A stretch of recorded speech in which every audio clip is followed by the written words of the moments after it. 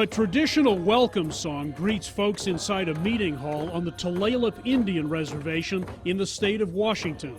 They've come to hear stories and share experiences for U.S. Interior Department Secretary Deb Haaland to consider. I am honored to be here. Haaland's ancestors, like several of those in this audience, attended Indian boarding schools where students, it's now become clear, endured constant mistreatment and abuse. That's what this Road to Healing tour is all about. Federal Indian boarding school policies have touched every Indigenous person I know.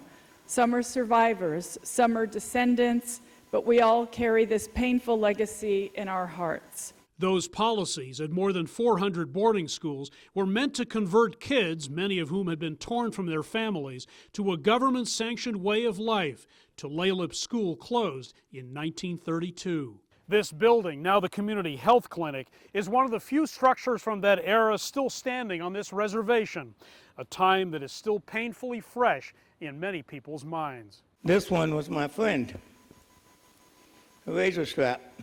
This strap taught me not to feel.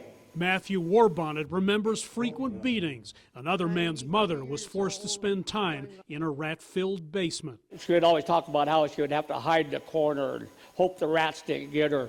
You know, and this is at the age of 3. This is the type of lack of love and care that our children had. Her trauma became his trauma. Maureen Kinley's grandparents were deprived of their culture. They knew their Lummi language but weren't allowed to talk it.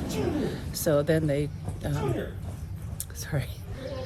weren't able to share it with us. The boarding school legacy has affected countless Native Americans. I'm missing information about my own family. I don't have a language. I've been on a lifelong sort of journey to reconnect with my culture and to know where I came from. Historical information about Indigenous people remains scarce to this day. It really conditions generations of Americans to really think that in many senses that Native Americans no longer exist.